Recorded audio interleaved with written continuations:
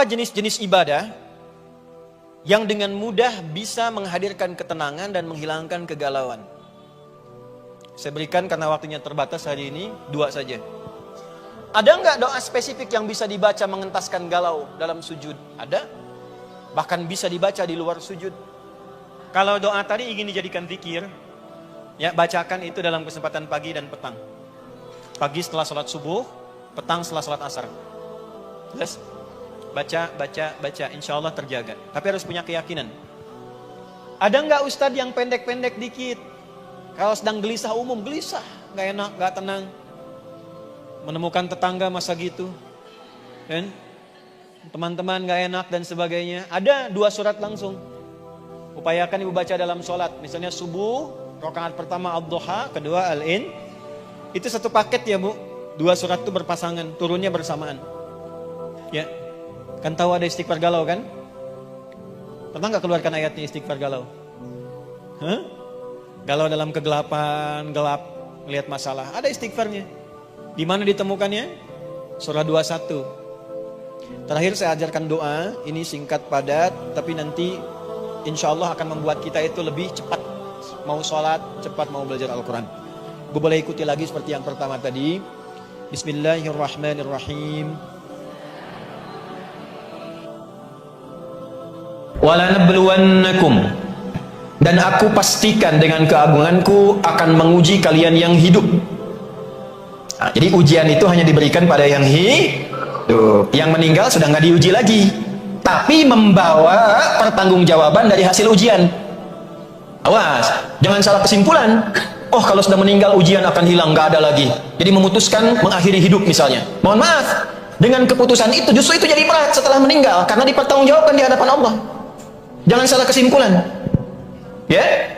Ambil rumusnya. Walanabluwannakum, dan dengan keagunganku aku akan uji kalian yang hidup. Hidup berbanding lurus dengan ujian.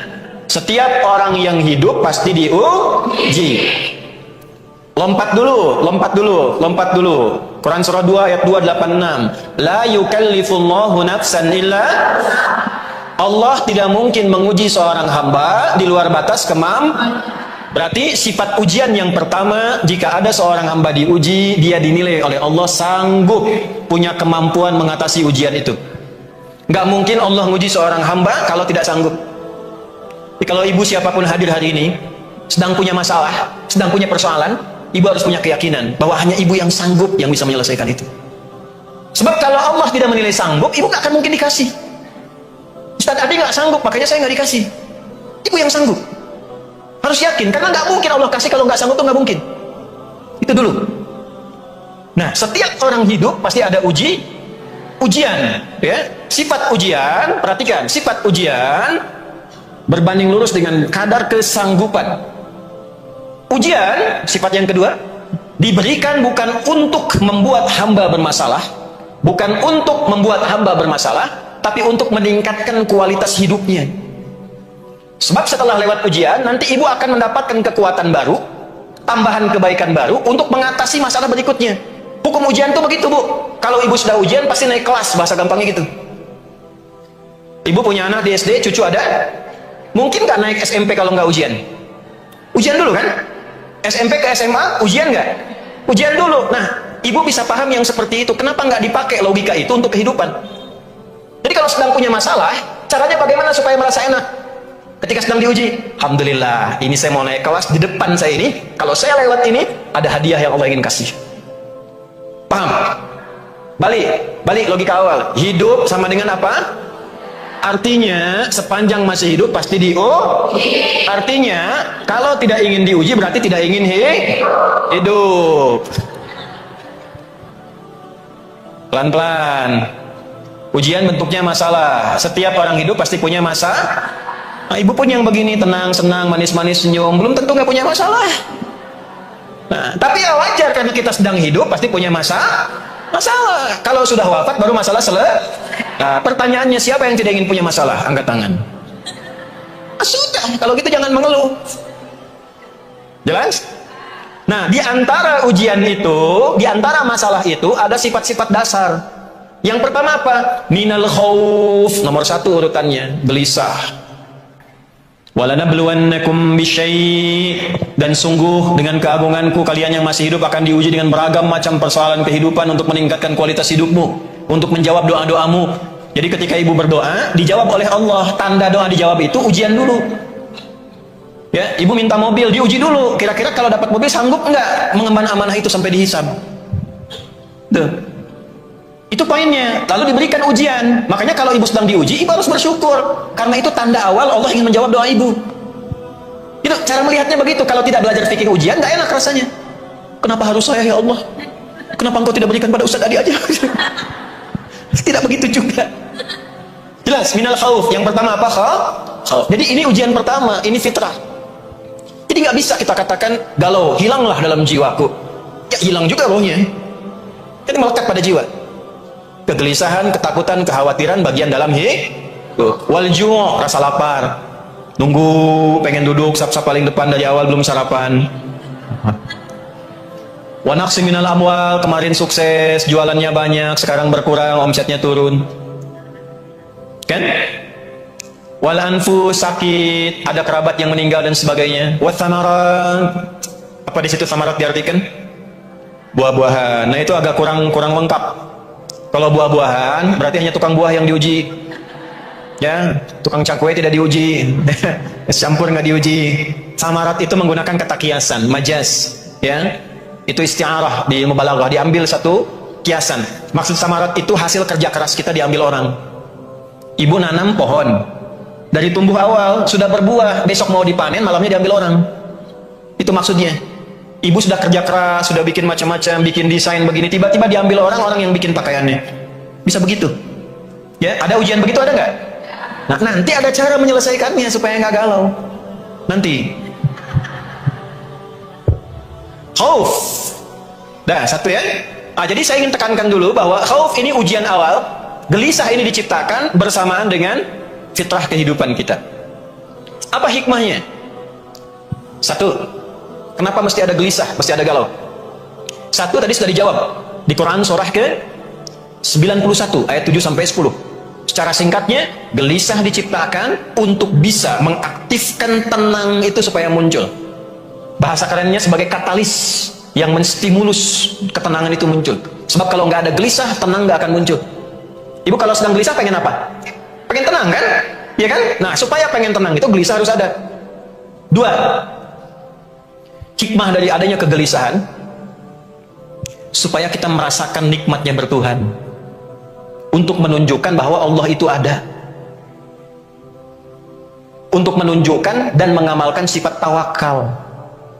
Wa ala rabbihim yatawakkalun, supaya terkoneksi dengan Allah, terhubung dengan Allah. Ibu kalau sedang gelisah berdoa nggak? Nyebut nama Allah nggak? Ya, ibu keluar mendung nih, gelisah. Kan fitrah lisan ibu mengatakan langsung, ya Allah, gelap, mendung, ya kan? Macet, gelisah, ya Allah, macet. Sedang ngaji, hujan turun, ya Allah, hujan. Ibu ke pasar, barangnya mahal, ya Allah. Jelas? Ya kan? Anak-anak diatur, dirawat, gak mau nurut, apa yang keluar di lisan? Ya Allah, tuh. Itu sudah fitrah di lisan. Keluar. Jadi gelisah itu diciptakan supaya kita merasa dekat dengan Allah, kenal dengan Allah, terhubung dengan Allah.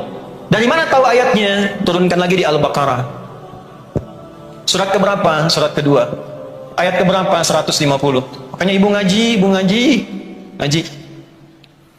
Wa min haitsu kharajta fawalli wajhaka syatral masjidil haram wa haitsu ma kuntum fawallu wujuhakum syatrah li'alla yakuna lin-nasi 'alaikum hujjatun illa alladhina zalamu fala takhshawhum wakhshawni. Nanti di ayat lain ada tafsiran makna khasyah itu turunan bawahnya khauf, fala takhafuhum wa khafuni in kuntum mu'minin. Nanti ada turunan ayat lagi. Ya, jangan engkau merasa kegalauanmu karena takut dari orang lain. Ketika engkau merasa gelisah dan galau, ya, tanamkan rasa galau itu sepenuhnya pada dirimu, untuk diserahkan kepada Allah, mendapatkan solusinya. Curhatkan. Ya, curhatkan. Nanti tingkat di atas khauf itu khasyah namanya. Ya, kepasrahan tertinggi, ketakutan, kegalauan tertinggi, sampai-sampai merasa limbung. Ya, kadang-kadang gelap. saking khawatirnya, gelisahnya, gelap, pikiran gak enak, makan gak enak, minum gak enak. Di titik seperti itu kata Allah, ya, kembalilah padaku. Aku ciptakan semua itu supaya engkau bisa curhat denganku, minta. Maka solusi yang pertama, obat yang pertama dari Al-Quran, satu. Kalau ada kegelisahan dalam bentuk apapun, kegalauan dalam bentuk apapun, obat yang pertama, terhubunglah dengan Allah. Obat yang pertama, terhubung dengan siapa? Allah. Cara terhubung dengan Allah, caranya satu, melalui ibadah. Jadi ketika kita diperintahkan untuk ibadah, salah satu manfaatnya adalah menghilangkan kegalauan yang ada dan sedang kita rasakan dalam diri kita, dalam masalah apapun. Apa jenis-jenis ibadah yang dengan mudah bisa menghadirkan ketenangan dan menghilangkan kegalauan? Saya berikan karena waktunya terbatas hari ini, dua saja. Satu, salat. Satu apa? Baik.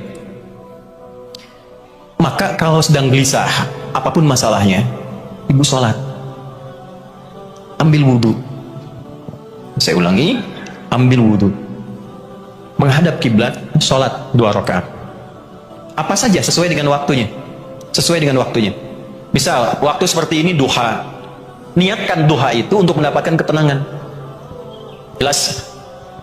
Misal di salat fardu, silahkan masuk zuhur, salat.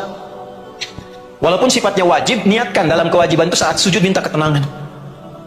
Dalam sunnah qabliyahnya, sunnah ba'diyahnya, waktu salat paling bagus untuk mencurhatkan isi hati kita supaya mendapatkan ketenangan, itu ada dalam tahajud, salat malam.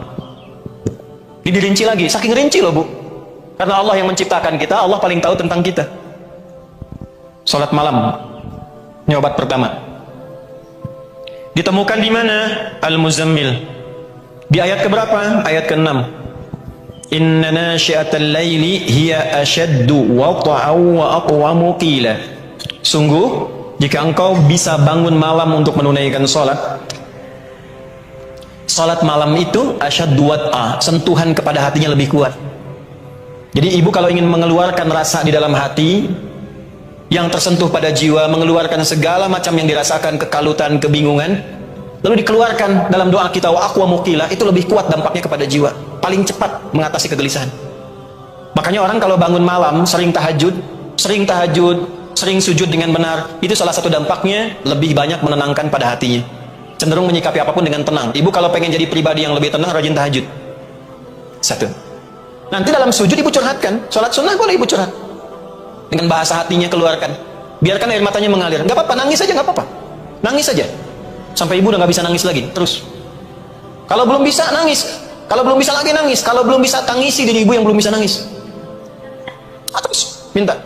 Di mana rumusnya? Nabi Yakub tadi, innama ashku bathi wa huzni ila Allah, di Quran surat 12 Yusuf ayat 88. Ya, 88 89 ibu cek tuh.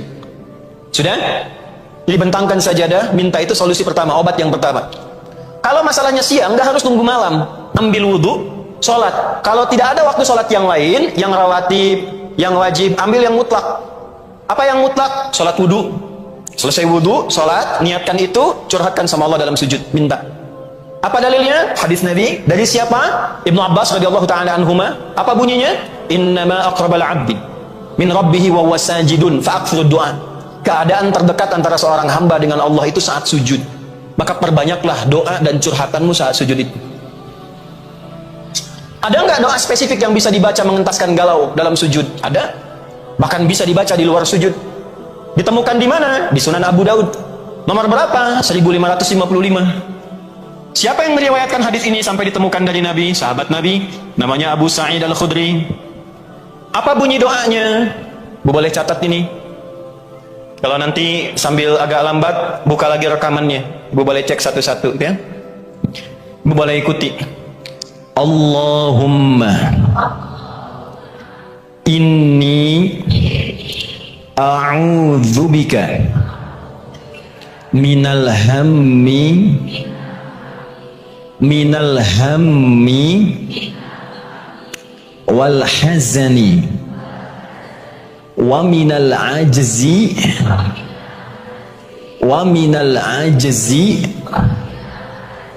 wal kasali wa minal jubni wal bukhli wa min ghalabatid daini wa min ghalabatid daini wa qahrir rijali. Itu ijazah doanya langsung dari Nabi. Kalimatnya itu indah sekali, disampaikan oleh Abu Sa'id Al-Khudri, diajarkan dari Nabi. Maukah engkau aku ajarkan satu doa yang kalau engkau bacakan itu hilang semua galau? Mungkinlah saya terjemahkan ya. Duhai Allah, aku merendah di hadapanmu. Jadi kalau Allahumma itu sambil kita memiliki sifat merendah. Itu gabungan dari ya Allah tapi dalam bentuk perendahan. Sungguh aku berlindung kepadamu dari kegalauanku saat ini dan kesedihanku yang aku rasakan. Kalau bahasa dalamnya begini, ya Allah, engkau tuh maha tahu aku sedang begitu sedih hari ini, begitu gelisah, begitu galau akan persoalan hidupku. Aku berlindung kepadamu dari segala kegalauan dan kesedihan yang aku rasakan hari ini. Wa minal ajzi wal kasali, dan aku berlindung padamu dari kelemahanku untuk mengatasi ini. Engkau yang maha kuat, engkau yang bisa menghilangkan, engkau yang bisa memberi solusi. Wal kasali, dan dari kemalasanku yang mungkin dengan malas itu masalahku tidak pernah tuntas. Wal jubni wal bukhli, dari sifat penakutku. Ada jenis kegelisahan itu karena penakut, bukan karena takut. Takut kalau bicara pada suami, suaminya malah marah.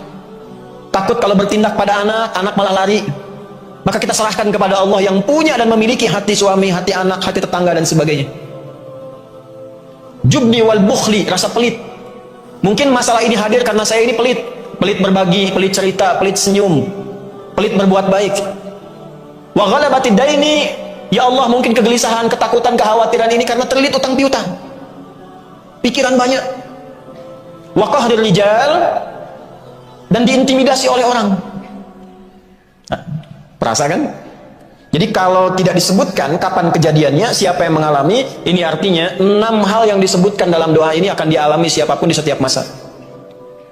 Tidak ada orang tidak gelisah. Ustaz juga gelisah. Ustaz juga sedih. Sedih kalau menerangkan 2 jam jamaah nggak paham-paham. Ya, sehingga masuk pada kategori yang keempat dalam berpikir. 1, ada jamaah yang berpikir.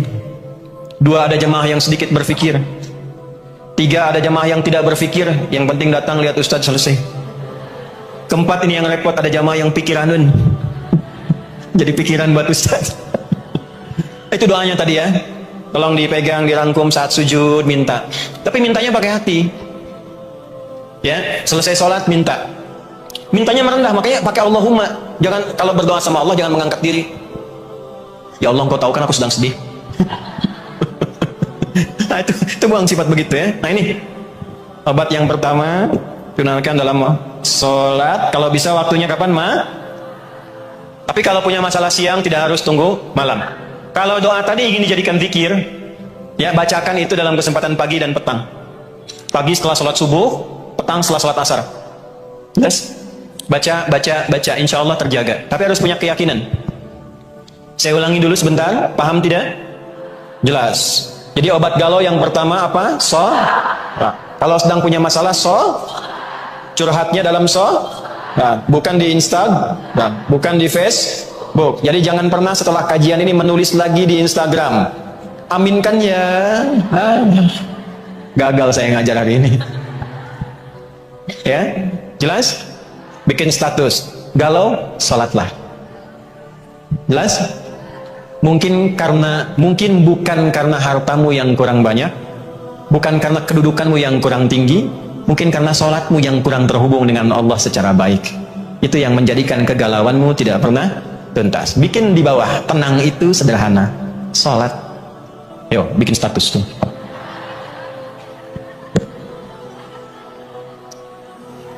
Dah, perdalam dalilnya, perdalam.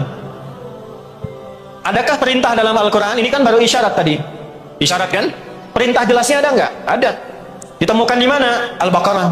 Ayat berapa? 45. Wasta'inu bis-sabri. Kita ibu hafal ayatnya. Kenapa nggak digunakan? Kan surat 2 ayat 45. Wasta'inu. Tunggu sebentar, saya mau terjemahkan. Wasta'inu, dan jika kalian punya masalah dalam hidup, mintalah solusinya. Pertama, bisabri, dengan cara minta solusinya pada Allah dengan cara satu, sabar dulu, terima itu. Terima dulu. Bagaimana cara sabar? Tadi balik ke atas, Bu. Alhamdulillah saya yang dipilih bukan yang lain, karena yang naik kelas itu saya. Yang punya kemampuan itu saya, pasti bisa. Insya Allah bisa. Bisa. Katakan, itu nanti ada ayatnya itu. Katakan pada diri kita, di balik semua yang sulit ini pasti ada solusinya. Di surat apa itu? Al-Insyirah. Surah keberapa? 94. Apa nanti bunyi ayat terkait itu? Inna ma'al usri. Katakan, di balik semua yang sulit pasti ada solusinya. Kalau ibu sudah punya keyakinan gitu, hatinya lapang. Kelapangan hati dari beragam masalah yang ada itu disebut insyirah namanya. Karena itu ayat pertamanya, alam nasyrah laka. Kapan sadrun ini bisa insyirah, bisa lapang? Ketika punya keyakinan bahwa semua masalah ada solusinya. Itu dulu yang praktekkan sampai sekarang. Orang Jepang tuh nggak tahu ayatnya secara umum ini. Tapi mereka itu kalau ada apa-apa, kamu bisa. Dulu tahun 95-96, itu di TPI ada acara Benteng Takeshi. Sore itu. Dan saat ingin menaklukkan benteng itu ada tank kan? Di sampingnya mengatakan, kamu bisa, gitu ya. Saya masih ingat tuh. Saya ingat nggak, Bu? Ingat kan? Kenapa nyambung ke sana itu ya? Ini satu dulu ya. Jadi tanamkan pada diri kita bahwa ini bisa selesai, ini bisa tuntas, terkoneksi kepada Allah Subhanahu wa Ta'ala. Kalau ini sudah hadir, tanamkan pada jiwa, lalu perhatikan, itu cara sabar, bisabri. Lalu wassalat, nggak sampai di situ. Tunaikan sholat, dalam sholat itu minta, koneksikan dirimu pada Allah, minta solusinya. Karena itu perintahnya wasta'i. Kalau kita ingin rubah kata perintah dalam bentuk permintaan, dirubah. Maka kalian itu jama' atau tunggal? Kalian, jama' kan? Kata Allah, kalau kalian punya masalah, berarti kan bukan 1-2 orang yang punya masalah kan? Banyak kan? Jama'. Bagaimana mengganti nu di sini yang jama' menjadi bentuk permintaan? Rubah menjadi na. Dari wasta'inu dirubah jadi apa? Nah, karena nu perintah, jadi permintaan dikedepankan nanya. Nah, lalu ista'innya digabungkan dengan na, berubah makna menjadi kami minta ya Allah. Jadi nasta'in. Mintanya sama siapa? Sama Allah saja atau boleh sama yang lain? Sama Allah saja. Ya, kalau sama Allah saja, satu titik itu saja, tidak ada yang lain, maka dalam bahasa Arab disebut iyyaka. Tadi kan kalau ada masalah, ada galau, obat pertamanya apa? Sholat. Masih ingat gak? Tadi sholat itu bagian dari apa? Ibadah kan? Ibadah. Berarti kalau kita ingin katakan, ya Allah, aku punya masalah, engkau perintahkan aku untuk ibadah. Sekarang aku ibadah. Kepadamu saja. Aku ibadah sekarang. Kau perintahkan ibadah, aku ibadah ya Allah. Kau perintahkan aku untuk minta, aku minta sekarang. Kepadamu aku ibadah. Bahasa Arabnya apa? Iyyaka na'budu. Sehingga kalimat fitrahnya muncul. Ya Allah, engkau perintahkan aku untuk ibadah, aku lakukan sekarang. Kau perintahkan aku minta saat punya masalah, aku kerjakan sekarang. Kalau dengan semua yang aku kerjakan belum kau kabulkan, dengan cara apa lagi aku minta kepadamu? Maka kita katakan, iyyaka na'budu wa iyyaka nasta'in. Apa jawabannya dalam hadis? Hadis qudsi. Hadis qudsi. Hadza baini wa baina abdi. Ini perjanjian antara aku dan hambaku. Wali abdi, kalau hambaku benar ibadahnya, salatnya sekarang benar ditunaikan, khusyuk benar salatnya, masalah apapun yang dia minta, apapun masalahnya, aku selesaikan sekarang. Allah tanya balik, mau minta apa? Ada masalah apa? Bingung kan saking banyaknya masalah? Bingung kan? Maka Allah ajarkan satu kalimat yang kalau dibaca hilang masalah. Apa kalimatnya? Ihdinas siratal. Ya Allah, tunjukkan jalan yang lurus. Itu ungkapan menunjuk solusi yang mudah, yang gampang, mungkin tidak berat. Ibu kalau jalan mau ke istiqomah, pilih yang berkelok-kelok, pilih yang lurus. Gampang nggak? Ya Allah, berikan aku hudan, petunjuk. Tunjukkan jalan yang mudah, yang lurus. Anak masuk sekolah nggak harus nyogok, nggak harus belok-belok, mudah. Suami mau cari kerja, mudah. Istri di rumah tangga, mudah. Itu maknanya, mencakup semua masalah. Nanti kalau ingin didetilkan, dalam ruku, dalam sujud baru detilkan yang tadi dibaca. Tapi kalau ingin cepat dijawab, sholatnya yang benar. Makanya nanti dalam sholat itu ketika dilaksanakan ayat 46-nya hidup. Kan ini 45 kan? Quran surat 2 ayat 45 kan? Ayat 46-nya praktekkan. Kenapa ini penting? Karena nanti dalam minta pun ada yang nggak serius. Asal baca, nggak sampai ke hati. Ibu ketika menyebutkan iya karena abudu wa iya karena nasta'in, rasakan masalah apa yang sedang dimiliki. Ihdinas siratal mustaqim, minta, pasrahkan sama Allah, minta solusi. Jelas? Nah, kemudian lihat ayatnya kembali. Wasta'inu bisabri wa innaha lakabiratun. Tapi untuk khusyuk itu nggak mudah. Fokus itu nggak mudah. Illa 'alal kecuali bagi orang-orang yang khusyuk. Nah, bagaimana cara khusyuk? Ayat 46-nya. Alladzina yadhunnuna annahum mulaqu. Ini kuncinya, Bu. Hati-hati ya, fokus ini karena setan tuh nggak mau ibu berhasil tuh. Orang-orang yang bisa mendapatkan solusi itu langsung dari Allah adalah orang yang ketika sholat dia merasakan betul, diawasi, dijumpai, dilihat oleh Allah. Intinya apa? Ibu merasa punya Allah. Makanya kalau ruku jangan dibaca langsung bangun lagi, tidak, rasakan dulu sampai tenang. Istilahnya tumaninah. Apa itu tumaninah? Tumaninah itu ketenangan yang dihasilkan lewat ibadah. Kalau dimiliki oleh jiwa, berubah jiwa jadi mutmainnah. Mutmainnah itu jiwa yang punya tumaninah karena rajin ibadah. Itu asalnya. Makanya kenapa kita ibadah? Supaya tumaninah. Kenapa tumaninah? Supaya tenang. Kenapa tenang? Supaya nggak banyak gelisah. Itu rahasianya. Bagaimana cara tumaninah? Mulaqu rabbihim, harus merasa punya Allah. Ketika sujud merasa punya Allah. Bagaimana supaya bisa merasa itu? Tumpahkan rasa kita, kemudian pasrahkan kepada Allah sampai merasa ada getaran dalam jiwa. Keluar nangis saja, setelah nangis itu tenang. Walaupun solusinya belum datang, yang penting tenangnya hadir dulu. Nanti semakin tinggi tawakal, semakin cepat datang solusi. Jelas? Wa annahum ilaihi raji'un, pasrahkan kepada Allah dan yakini ini semua ujian dari Allah, dan pada akhirnya kita pun akan kembali, akan pulang. Itu caranya. Jadi ini obat galau yang pertama lewat sholat. Cara ditunaikannya sudah kita bahas, waktunya, kapan saja kita dapatkan masalah tunaikan. Tapi kalau ingin berlatih sampai khusyuk baik, diupayakan di waktu malam. Teknisnya bisa ditunaikan dalam sholat tahajud. Karena itu nanti dalam ayat tahajud, setelah tahajud masalah, setelah masalah syifa. Syifa itu obat hati. Ditemukan di mana? Quran surat 17. Ayat berapa? 79 sampai 82. Nah, di 82 itu ada syifanya. Dah. Jelas ya? Paham insyaallah? Jadi kalau sedang galau, sedang punya masalah, sekarang ambil wudhu dua Al-Quran. Dua apa? Al-Quran. Masya Allah. Ini saya penting utarakan dulu, Quran itu mukjizat bukan? Suratnya atau ayatnya juga? Ayatnya juga. Hurufnya mukjizat bukan? Harokatnya mukjizat bukan? Nah, karena semua mukjizat, pertanyaannya apa itu mukjizat? Oh, gue bilang mukjizat tapi nggak tahu mukjizat. Keistimewaan dari Allah. Mukjizat itu dari kata ajaza yu'jizu, yang mengalahkan, yang melemahkan segala sesuatu yang bermasalah. Artinya apa? Obat dari segala masalah, solusi dari semua persoalan. Yang melemahkan siapa yang menantang. Jadi yang bisa melemahkan galau, gelisah, kesedihan, itu ada diantaranya adalah Al-Quran. Pertama, kalau sedang gelisah, sedang gak enak, ambil wudhu, buka mushaf. Ibu baru buka mushaf saja, itu sudah mendapatkan ketenangan. Itu dahsyatnya Quran. Yang lebih luar biasa, ibu buka acak, itu kadang langsung ayatnya sesuai dengan kebutuhan dan masalah ibu. Bisa terjadi begitu.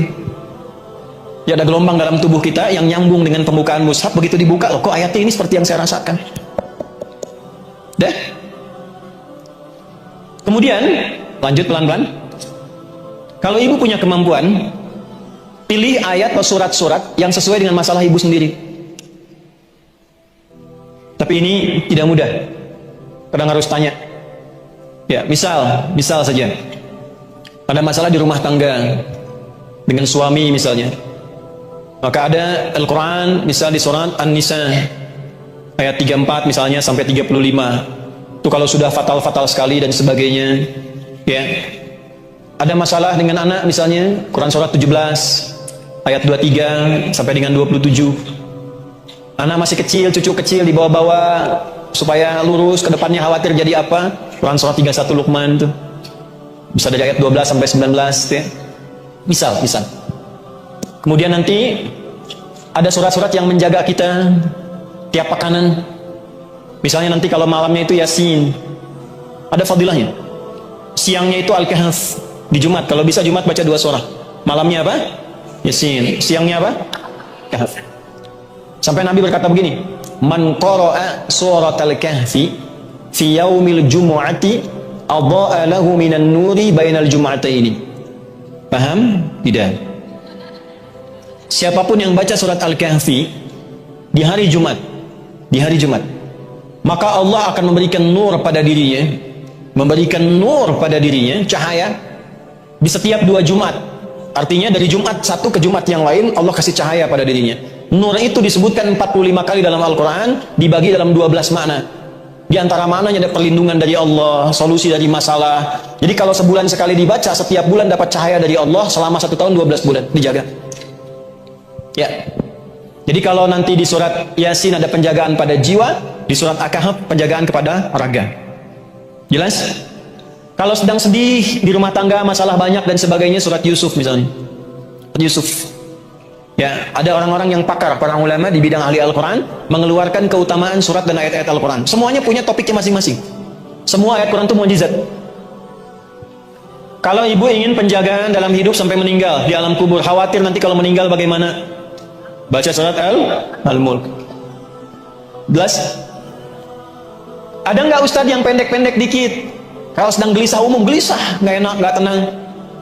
Menemukan tetangga masa gitu, dan teman-teman nggak enak dan sebagainya. Ada 2 surat langsung, surah 93 dan 94, Ad-Duha dan Al-Insyirah. Upayakan ibu baca dalam sholat. Misalnya subuh, rakaat pertama Ad-Duha, kedua Al-In. Itu satu paket ya bu, 2 surat itu berpasangan, turunnya bersamaan. Tuh. Malam mau tidur, keganggu, gelisah. Oke lah. Lihat anak gelisah, ibu mimpi nggak enak, ya kan? Bangun gelisah nggak bisa tidur, baca 3 surat dan plus 1 ayat. 3 suratnya membuat kita akan lebih merasa nyaman, lebih dingin, lebih adem, lebih cool. Maka 3 cool. Qul huwallahu ahad, qul a'udzu birabbin. Nah, 3 surat ini membuat diri kita lebih cool, terlindungi. Disebut dengan muawwadatis salat. 3 surat minta perlindungan dari kegalauan akibat gangguan-gangguan syaitan. Jadi ada nanti dari 7 itu, selain makna tawakal kepada Allah, makna khauf juga. Memang satu andalannya setan, senjata andalan setan untuk membuat manusia frustasi sampai mengakhiri hidup. Ditemukan di mana itu? Ali Imran, pindah. Surah keberapa? Ketiga. Ayat berapa? 175. Innama dzalikumus syaitanu yukhawwifu awliya'ah. Quran surah ketiga ayat 175. Ada? Innama dzalikumus syaitanu yukhawwifu awliya'ahu fala takhafuhum wa khafuni in kuntum mu'minin. Itu yang tadi saya katakan, tafsir dari Al-Baqarah ayat 150 salah satunya. Sungguh yang mengakibatkan kadang, maaf ya, merasa depresi, anxiety, kebingungan, kegalauan, kegelisahan yang dalam, sampai menghukumi ini nggak mungkin, nggak bisa, stres dan sebagainya, nggak bisa melakukan apa-apa. Itu salah satu faktor yang terdalamnya sebetulnya bukan karena masalahnya, karena setan mengaktifkan senjata utamanya, membuat jiwa orang itu berkesimpulan bahwa ya sudah nggak bisa apa-apa saya, sehingga kemampuannya nggak aktif. Alih-alih menyelesaikan masalah, dia memvonis dirinya sendiri, ditakut-takuti sama setan. Itu bahasanya, innama dzalikumus syaitan. Itu yang menyebabkan demikian itu setan. Yukhawwifu awliya'ahu, memberikan ketakutan, menanamkan kegelisahan, membuat depresi, tidak tenang, anxiety dalam dirinya, terus gak enak. Tapi itu hanya bisa terjadi kalau diikutin setannya. Jadi kalau dalam suara hati ada yang mengajak ibu supaya pesimis, depresi, memvonis diri, jangan diikuti, itu setan. Bu jangan lihat saya begitu, setan itu yang, bukan saya. Saya ulang ya. Siapa itu? Setan. setan. Yang menyebabkan itu setan. Jadi kalau ibu sedang punya masalah, terus tiba-tiba dalam hati gitu, nah kamu memang begitu, kamu lemah, kamu hilangkan dalam keadaan demikian. Yakinkan, itu setan sedang bekerja. Tapi itu hanya akan terjadi kalau diikuti. Yukhawwifu awliya'ahu, membuat, menanamkan, menghadirkan rasa takut, depresi kepada yang mau ikut dia. Lalu kata Allah begini, fala takhafuhum, jangan diikuti. Bu, jangan diikuti. Jangan takut dengan bisikan setan, jangan khawatir. Lawan itu, lawan. Nggak benar nih, kamu pasti bisa. Nggak benar. Paksa sholat, paksa baca Quran. Lawan. Kalau nggak dilawan, nanti ke bawah terus. Rasa takut itu kalau nggak dilawan, nanti akan takut terus, Bu. Gelisah kalau nggak dilawan, itu akan gelisah terus. Orang takut dengan ketinggian, harus diajak naik tinggi, supaya merasa nggak ada apa-apa. Kalau nggak pernah begitu, takut terus. Nah, sama orang yang sedang depresi, sedang takut, sedang macam-macam, itu harus dilawan dalam dirinya. Nah, bagaimana cara melawannya? Wa khafuni in kuntum mu'minin. Pasrahkan semua kekhawatiran, kegelisahan itu kepadaku, kata Allah. Kalau kamu memang beriman padaku, ditanya imannya. Tuh yang khawatir, yang galau, gelisah, memvonis diri, ditanya balik sama Allah, kamu beriman gak? Imannya dipertaruhkan. Hanya orang beriman yang mau mengaktifkan imannya. Aktifkan imannya, Bu. Sehingga ketika iman itu hadir, aman diri kita. Nah, cara kita untuk mengatasi itu dengan bersandar pada Allah, itu bagian tipikal orang beriman. Dan pekerjaan kita mengatasi kegelisahan itu bagian dari amal soleh. Jadi jangan salah, amal soleh itu bukan hanya sholatnya. Ketika kegelisahan, kegalauan itu dilawan karena Allah, dituliskan jadi pahala, Bu. Dari mana dapat taunya? Quran surah 16 ayat berapa? 97. Quran surah 16 An-Nahl ayat 97. Man amila salihah, siapapun yang mengerjakan satu amal saleh, min dzakarin au untha, baik laki-laki ataupun perempuan, wa huwa mu'minun, dan dia kerjakan dengan keimanannya, falanuhyiyannahu hayatan thayyibah, kami akan robah keadaan hidupnya menjadi lebih baik daripada hari itu. Dan ya Allah, kami robah hidupnya menjadi lebih baik. Jadi kalau ibu ingin mengatasi kegalauan, pakai iman. Jangan andalkan dengan kemampuan, pengalaman. Bagus, ilmu ada, silahkan. Konsultasi pada psikolog boleh, silahkan, nggak apa-apa, lakukan. Ibu tanya pada orang, silahkan. Tapi dalam diri kita sudah ada anti galaunya. Kalau keluar antibody, kalau galau anti, ada antinya. Bagaimana mengaktifkannya? Pakai imannya. Wa huwa mu'minun, minta sama Allah amal soleh. Apa amal soleh terkait dengan itu? Yakinkan pada Allah, lawan godaan setannya. Jangan diikutin, jangan dibawa ke depresi, dibawa ke pikiran dalam. Untuk apa? Apa ibu dengan seperti itu selesai masalah? Tidak. Ibu mau vonis diri, nggak bisa tidur, nggak bisa apa-apa. Divonis diri nggak bisa, nggak akan selesai masalah. Lebih baik lawan perasaannya. Nanti setelah itu tenang, hadapi dengan berikhtiar. Lawan dulu, itulah amal soleh. Saat ibu bisa melakukan itu, dituliskan pahala. Apa yang terjadi? Falanuhyiyannahum hayatan thayyibah. Aku akan robah hidup orang itu, kata Allah, menjadi lebih baik daripada keadaannya sekarang. Tuh. Walanajziyannahum ajrahum bi ahsani ma kanu ya'malun. Di akhirat itu dinilai sebagai pahala dan dikasih anugerah surga terindah saat pulang kepada Allah. Tahu nggak tempatnya di Al-Quran disebut apa? Tempat surganya adalah tempat yang sangat luas, seluas langit dan bumi. Ibu punya, ada orang misalnya paling kaya di sini punya kapling 10 hektar, tapi masih 10 hektar, masih di Bandung. Ada orang yang hatinya lebih luas dari keadaan dirinya. Dia lawan kegelisahannya, dia luaskan hatinya. Karena dia meluaskan hatinya untuk mengatasi masalahnya, Allah balas di akhirat dengan memberikan surga seluas langit dan bumi. Silahkan ibu, mau maraton, mau koprol, mau lari, selangit dan bumi itu bahkan selesai. Ditemukan di mana suratnya? Surat ketiga, di ayat berapa? 133. Di mana masalah yang diatasi? Ayat 134-nya. Apa bunyinya? Wasari'u ila maghfiratin mir rabbikum wa jannatin 'arduha as-samawati wal ardu u'iddat lil muttaqin. Ayo bergegaslah, cepat evaluasi diri. Koreksi diri. Sedang galau, koreksi, kenapa harus begitu? Minta ampunan sama Allah, zikir, istighfar, pakai istighfarnya. Ya, kan tahu ada istighfar galau kan? Pernah nggak keluarkan ayatnya istighfar galau? Galau dalam kegelapan, gelap, melihat masalah, ada istighfarnya. Di mana ditemukannya?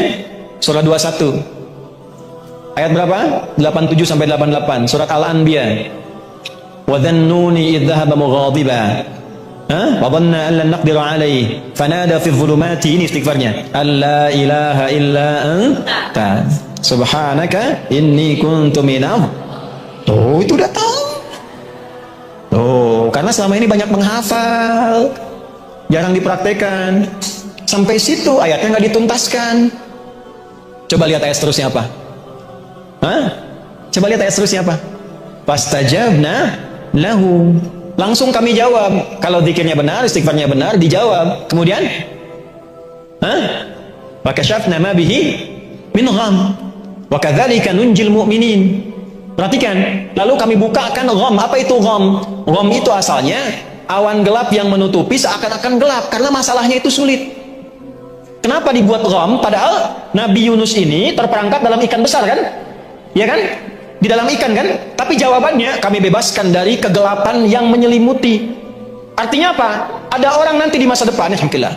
Ada orang di masa depan tidak harus masuk ke dalam perut ikan, tapi punya masalah yang membuat dirinya gelap, seakan-akan mau jalan susah, pikiran susah, saking gelapnya sulit melangkah. Pakai zikir itu, rasakan suasananya, maka Allah katakan, wa kadzalika nunjil mu'minin. Jangankan Yunus, kalau ada manusia di depan memiliki persoalan yang sama, walaupun tidak masuk ke dalam perut ikan, punya masalah yang membuat dia gelap, kami selamatkan orang beriman ini seperti kami selamatkan Yunus. Tapi mu'minin harus pakai iman.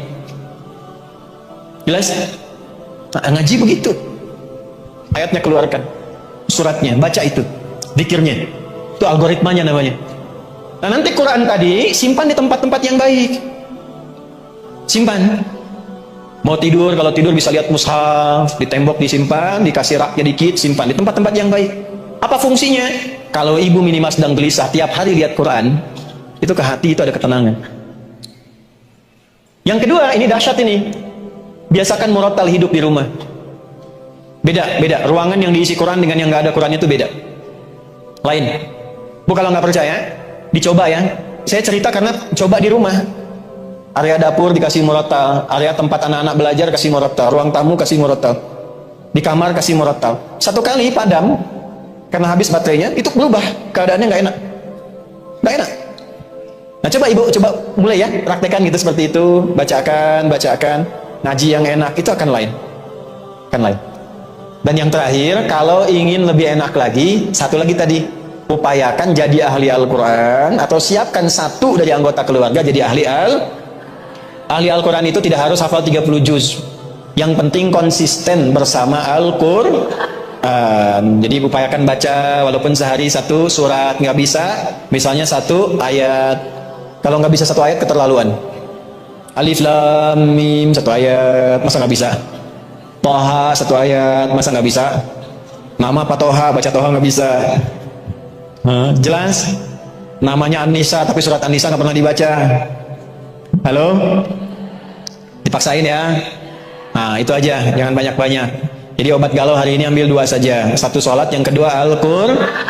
Tapi kita belajar cara bacanya bagaimana, kapan dilakukan, zikirnya apa, ada pagi dan petangnya, ada malamnya, ada setiap waktu. Pokoknya punya masalah, punya hajat, sholat. Makanya setiap sholat disebut hajat. Setiap sholat disebut apa? Hajat. Jadi kalau ibu mau hajatan, sholat. Ya, mulai diupayakan. Kemudian diusahakan paksa diri untuk membaca Al-Quran tiap hari. Kalau sedang tidak suci, minimal mendengarkan aja, belajar hukum-hukumnya. Baik ya, diupayakan dimaksimalkan mungkin. Insya Allah kalau sudah seperti itu akan lebih baik keadaannya. Terakhir saya ajarkan doa, ini singkat padat, tapi nanti insya Allah akan membuat kita itu lebih cepat mau sholat, cepat mau belajar Al-Quran. Boleh ikuti lagi seperti yang pertama tadi. Bismillahirrahmanirrahim. Allahumma paksain.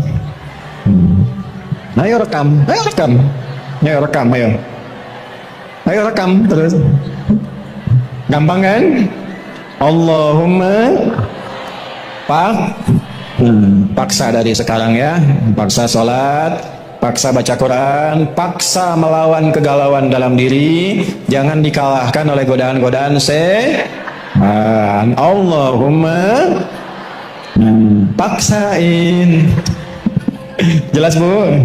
Nah, tapi kalau ibu ditanya sama suami di rumah, belajar naon tadi sareng ustad, Allahumma paksa. Nah, cukup ya. Assalamualaikum warahmatullahi wabarakatuh. Salam. Ustadz, saya sedang bingung. Tadi sudah solusinya. Nah, ini masalah fikih. Masalah fikih. Ustadz, saya sedang bingung. Ruko saya akan disewa oleh perusahaan yang mempraktikkan riba. Dalam ini yang non syariah. Apakah boleh menyewakan tempat kerja kepada perusahaan tersebut? Karena niat saya hanya menyewakan, bukan untuk mendukung ribanya. Itu berbeda antara memfasilitasi dengan bertransaksi. Kalau secara fikih gini, ada prioritas dulu.